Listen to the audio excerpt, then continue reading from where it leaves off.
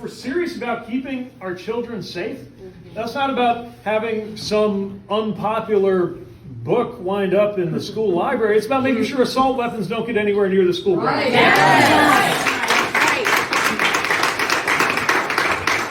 And don't forget, don't let anybody forget that in a freedom-loving country, I don't care if you're Democrat, Independent, or Republican, in a freedom-loving country, you are free to be who you are and to love who you love.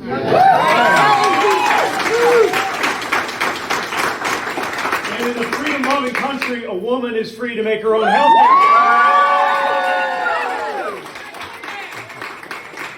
So you see, we got to win at our back because most people are already with us on the issues. We just got to remember that's what this is about. It's not about whatever the latest crazy nonsense he put on the air, cats and dogs and Arnold Palmer and garbage trucks and whatever it is. It's not about any of that. It's about us, our lives that are shaped by the decisions that are made in those big white buildings in Washington, D.C., that are made in Lansing, that are made in those vitally important, if unglamorous, roles like water-related local office.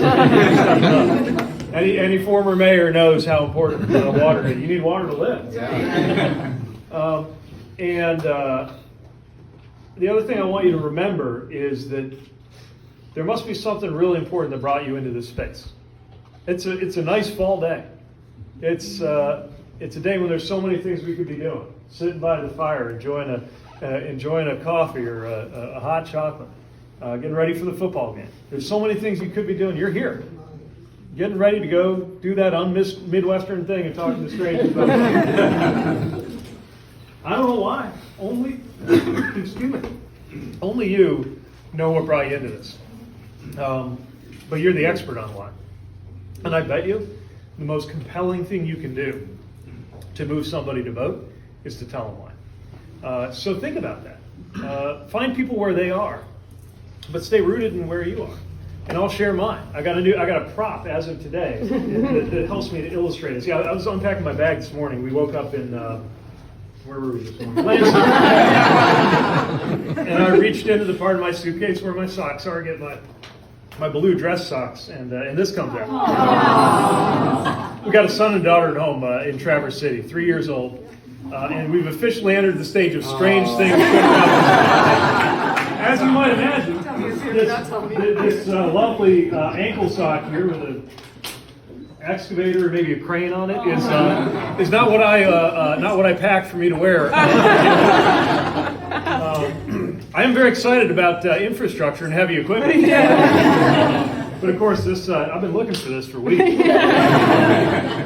Long Star 3-year-old son. And that's why I'm here. I want to make sure, among other things, if he makes good on what so far is a lifelong passion for heavy equipment and infrastructure and wants to enter the workforce in 15 years, I want to make sure that he can join a union and be that equipment operating.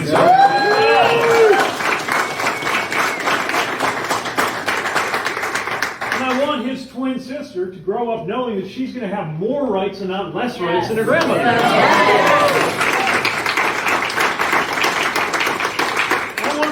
Both of them inherit air and water that is cleaner and better, not dirtier and worse than what was handed to my generation.